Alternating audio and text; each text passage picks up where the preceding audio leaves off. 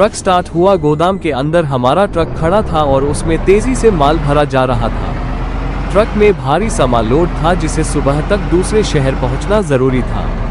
जैसे ही सारा माल चढ़ गया, ड्राइवर ने इंजन स्टार्ट किया। इंजन की तेज आवाज पूरे इलाके में गूंज उठी। हमने शीशे ऊपर किए और धीरे धीरे ट्रक हाईवे की तरफ निकल पड़ा। सड़क पर ज्यादा भीड़ नहीं थी। रात का सफर शांत लग रहा था। ट्रक की हेडलाइट्स दूर तक सड़क को रोशन कर रही थी। रास्ते में कई दूसरे ट्रक भी दिखाई दे रहे थे जो अपना अपना माल लेकर जा रहे थे। हम लगातार चलते रहे। कुछ देर बाद एक ढाबे पर ट्रक रोका गया।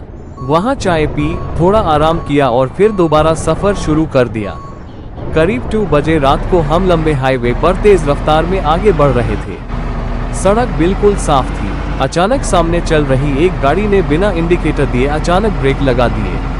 ड्राइवर ने तुरंत ट्रक को संभालने की कोशिश की, लेकिन भारी माल होने की वजह से ट्रक पूरी तरह कंट्रोल में नहीं आ पाया।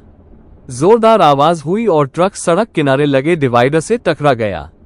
टक्कर इतनी तेज थी कि ट्रक का अगला हिस्सा बुरी तरह हिल गया। हम तुरंत नीचे उतारे और ट्रक चेक करने लगे। सामने का बम्पर टूट चुका था और एक टायर भी खराब हो गया था। हाईवे पर यूएस समय हल्का अंधेरा और सन्नाटा था। दूर दूर से सिर्फ बड़े वाहनों की आवाजें सुनाई दे रही थी। सबसे बड़ी चिंता यही थी कि माल सही सलामत रहे और ट्रक जल्दी ठीक हो जाए। हमने तुरंत एक मैकेनिक को फोन किया। करीब 40 मिनट बाद वो अपनी गाड़ी लेकर पहुंच गया। उसने टॉर्च की रोशनी में ट्रक चेक करना शुरू किया। धीरे धीरे टायर बदला गया और टूटे हिस्सों को टेम्पररी तरीके से ठीक किया गया ताकि ट्रक फिर से चल सके।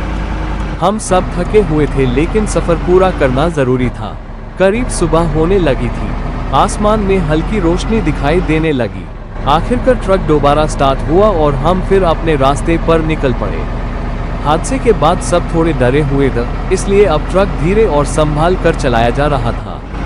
कई घंटों के सफर के बाद आखिर हम सही सलामत माल लेकर अपनी मंजिल तक पहुंच गए। उस रात का हादसा आज भी याद आता है, क्योंकि सड़क पर एक छोटी सी गलती भी बड़ा नुकसान कर सकती है।